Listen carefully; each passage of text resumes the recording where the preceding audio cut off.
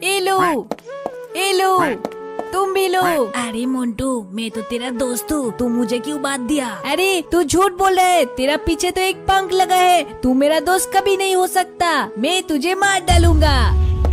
अरे पोल्टू, मैं तो तुम्हारे चाचा हूँ, तुम मुझे क्यों बात दिया? अरे तुम मेरा चाचा कभी नहीं हो सकते, क्योंकि तुम्हारे पीछे एक पूंछ है, मैं तुझे भी मार डालता हूँ। अरे बेटा, मैं तो तेरा पापा हूँ, मुझे क्यों बात दिया? अरे तुम मेरे पापा कभी नहीं हो सकते, तुम्हारे असली रूप देख के सबका होश उड़ जाएगा। लेकिन उससे पहले तुम लोग बताओ, तुम लोग का पैसा चाहिए या अपने मम्मी का प्यार? जो मम्मा से प्यार करते हो वो लोग वीडियो के एक लाइक करके चैनल को सब्सक्राइब कर दो और कमेंट पे आई लव मम्मा लिख दो, मैं तुझे भी मार डालता हूँ।